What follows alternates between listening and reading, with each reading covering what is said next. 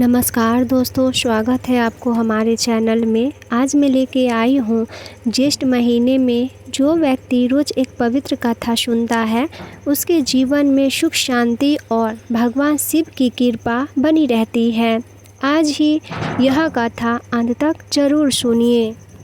पहली कथा है पुरुषोत्तम मास महात्म्य कथा। प्राचीन समय में सभी महीनों का अपना अपना महत्व था, लेकिन एक अतिरिक्त मास ऐसा था जिसे कोई सम्मान नहीं देता था। सभी लोग उसे मलमास कहकर तिरस्कार करते थे। दुखी होकर वह मास भगवान विष्णु की शरण में पहुंचा और अपनी पीड़ा सुनाई। भगवान विष्णु उस दुखी मास को लेकर गोलोक धाम पहुँचे। वहाँ भगवान श्री कृष्ण ने मलमास की करुणा स्थिति देखकर कहा, आज से तुम केवल मलमास नहीं बल्कि पुरुषोत्तम मास कहलाओगे। जो भी इस मास में भक्ति दान व्रत और नाम स्मरण करेगा उसे विशेष पुण्य प्राप्त होगा। तभी से यह मलमास सभी महीनों में श्रेष्ठ माना जाने लगा। मान्यता है कि इस पवित्र मास में भगवान विष्णु और श्री कृष्ण की आराधना करने से जीवन में सुख शांति और आध्यात्मिक उन्नति प्राप्त होती है। इस कथा में शिक्षा मिलती है कि जिसे संसार तुच्छ समझता है, भगवान उसे भी सम्मान और महानता प्रदान करते हैं। तो श्री कृष्ण और मलमास संवाद कथा। एक समय सबसे महीने अपने अपने गुणों और पवों के कारण सम्मान पाते थे, लेकिन एक अतिरिक्त मास ऐसा था जिसे कोई शुभ कार्यों में स्थान नहीं देता था। लोग उसे मलमास कहकर अपमानित करते थे। यह सब सुनकर वह मास अत्यंत दुखी हो गया। दुखी होकर वह भगवान विष्णु के पास पहुंचा और बोला, हे प्रभु, संसार में मेरा कोई सम्मान नहीं करता। सभी मुझे अशुभ और तिरस्कार मानते हैं। भगवान विष्णु को उस पर दया आई। वे उसे अपने साथ लेकर श्री कृष्ण के धाम पहुँचे।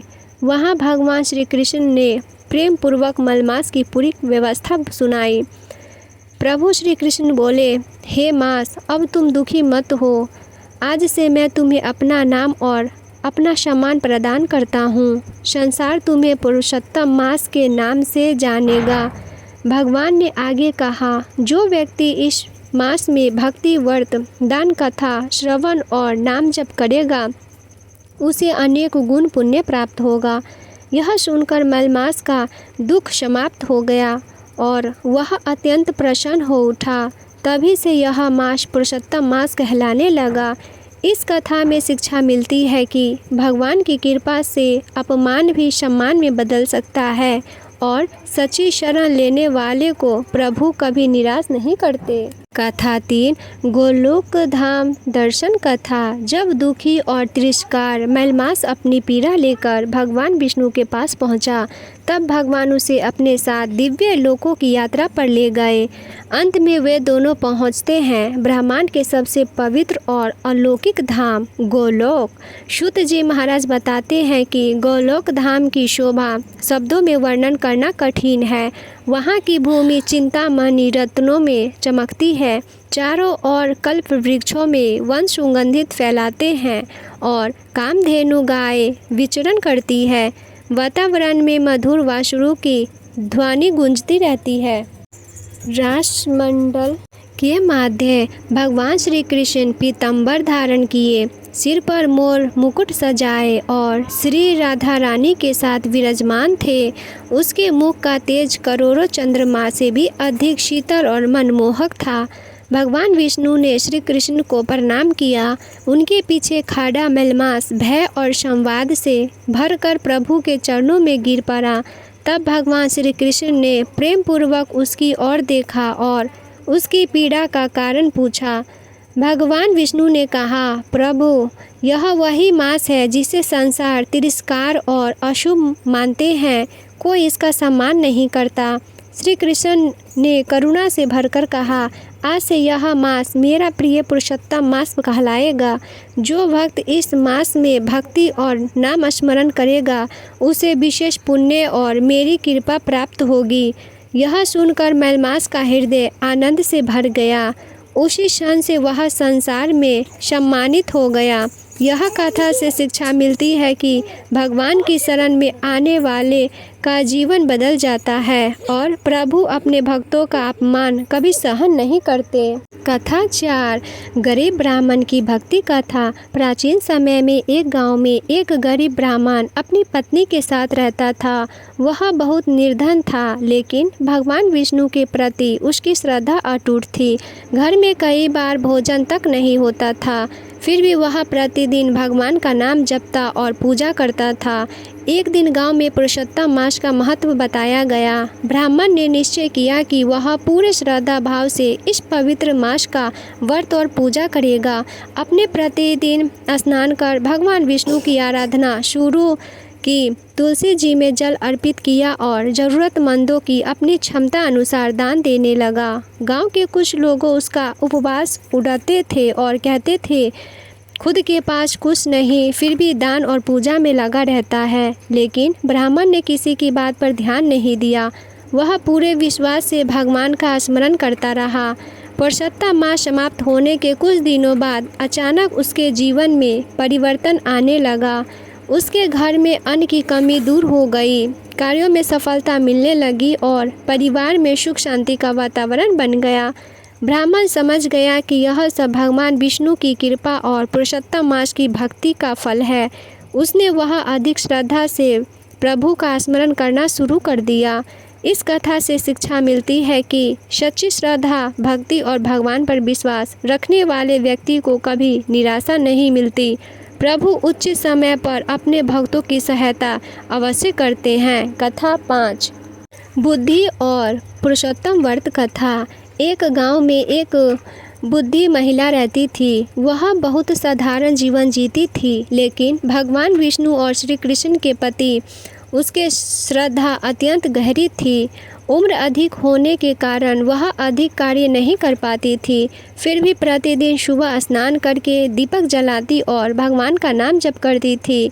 जब पुरुषोत्तम मास प्रारंभ हुआ, तब उसने संकल्प लिया कि पूरे मास श्रद्धा और भक्ति से व्रत तथा पूजा करेगी। वह प्रतिदिन तुलसी जी में जल अर्पित करती, भगवान विष्णु को गुड़ और चने का भोग लगाती और कथा श्रवण करती थी। गांव के लोग कहते थे, इतनी बुढ़ी अवस्था में यह सब करने से क्या लाभ होगा, लेकिन बुढ़ी ने किसी की बात पर ध्यान नहीं दिया। उसका विश्वास केवल भगवान पर था। एक दिन पुरुषोत्तम मास की पंचमी तिथि पर उसने श्रद्धा से दीपदान किया और भगवान से प्रार्थना की, प्रभु मुझे केवल आपकी भक्ति और चरण में स्थान चाहिए। कहते ही उसी रात वृद्धा स्वरूप में भगवान विष्णु को दर्शन किए। प्रभु ने प्रसन्न होकर कहा, तुम्हारी सच्ची श्रद्धा और भक्ति से हम अत्यंत प्रसन्न हैं। तुम्हारे जीवन में अब सुख और शांति बनी रहेगी। कुछ समय बाद वृद्धा के घर में परेशानियां दूर होने लगी और उसका जीवन आनंद से भर गया। गांव के लोगों ने भी समझ लिया कि सच्चे मन से की गई भक्ति कभी व्यर्थ नहीं जाती। इस कथा से शिक्षा मिलती है कि भगवान धन या वैभव नहीं, बल्कि सच्ची श्रद्धा और निष्पक्ष भक्ति की सबसे अधिक स्वीकार करते हैं। कथा 6 दान महिमा कथा। प्राचीन समय में एक नगर में एक व्यापारी रहता था। उसके पास धन नहीं, संपत्ति की कोई कमी नहीं थी, लेकिन उसके जीवन में शांति और संतोष नहीं था। परिवार में कलश रहती थी और व्यापार में भी धीरे धीरे बाधाएं आने लगी। एक दिन नगर में आए एक संत ने उसे पुरुषोत्तम मास का महत्व बताया। संत ने कहा, इस पवित्र मास में श्रद्धा से दान, पूजा और भगवान विष्णु का स्मरण करने से जीवन की कई परेशानियां दूर हो सकती है। व्यापारी ने श्रद्धा से पुरुषोत्तम मास के व्रत और दान करने का संकल्प लिया। वह प्रतिदिन जरूरतमंदों लोगों को अन्न, वस्त्र, गुड़ और अपनी क्षमता अनुसार दान देने लगा। साथ ही भगवान विष्णु का नाम जप और कथा श्रवण भी करने लगा। धीरे धीरे उसके स्वभाव में परिवर्तन आने लगा। घर का वातावरण शांत होने लगा और व्यापार में भी शुभ परिणाम दिखाई देने लगे। व्यापारी समझ गया कि सच्चे मन से किया गया दान केवल दूसरों की सहायता नहीं करता, बल्कि मन को भी पवित्र बनाता है। पुरुषोत्तम मास समाप्त होने के बाद व्यापारी ने संत से कहा, मुझे अब समझ आया कि दान का सबसे बड़ा फल मन की शांति और भगवान की कृपा है। संत मुस्कुराकर बोले, जब दान अहंकार से नहीं श्रद्धा और सेवा भाव से किया जाता है तभी उसका वास्तविक पुण्य प्राप्त होता है। इस कथा में शिक्षा मिलती है कि पुरुषोत्तम मास में श्रद्धा से किया गया दान, सेवा और भगवान का स्मरण जीवन में सकारात्मक परिवर्तन लाता है। कथा 7, तुलसी पूजा और विष्णु कृपा कथा। एक छोटे से गांव में एक भक्ति महिला रहती थी। वह प्रतिदिन भगवान विष्णु की पूजा करती और तुलसी माता की सेवा को सबसे बड़ा पुण्य मानती थी। उसके घर में अधिक धन नहीं था, लेकिन उसके मन में भगवान के प्रति अटूट श्रद्धा थी। जब पुरुषोत्तम मास प्रारंभ हुआ तब उसने संकल्प लिया कि पूरे मास में वह प्रतिदिन तुलसी जी में जल अर्पित करेगी, दीप जलाएगी और भगवान विष्णु का स्मरण करेगी। वह सुबह जल्दी उठकर स्नान करती, घर के आगमन की स्थिति तुलसी जी के पास दीपक जलाती और ओम नमो भगवते वासुदेवाय मंत्र का जप करती थी। गांव के कुछ लोगों उसकी भक्ति को साधना समझते थे, लेकिन महिलाएं बिना किसी दिखावे के पूरे विश्वास में अपना नियम निभाती रही। पुरुषोत्तम मास की एक पावन तिथि पर उसने श्रद्धा से तुलसी जी के पास दीपदान किया और भगवान विष्णु को गुड़ और चने का भोग अर्पित किया। उसी रात उसने स्वप्न में दिव्य प्रकाश देखा। स्वप्न में भगवान विष्णु प्रकट हुए और बोले, तुम्हारी सच्ची भक्ति और सेवा से हम अत्यंत प्रसन्न हैं। तुम्हारे घर में सुख शांति और समृद्धि बनी रहेगी। कुछ समय बाद उसने परिवार की परेशानियां धीरे धीरे दूर होने लगी। घर में प्रसन्नता का वातावरण बनने लगा और सभी लोग सच्ची श्रद्धा के साथ रहने लगे। इस कथा से शिक्षा मिलती है कि सच्चे मन से की गई तुलसी पूजा, दीपदान और भगवान विष्णु का स्मरण जीवन में सकारात्मक और आध्यात्मिक शांति लाता है। तो दोस्तों, ऐसे ही धार्मिक कथाएं के लिए आप हमारे चैनल को सब्सक्राइब करना न भूलें।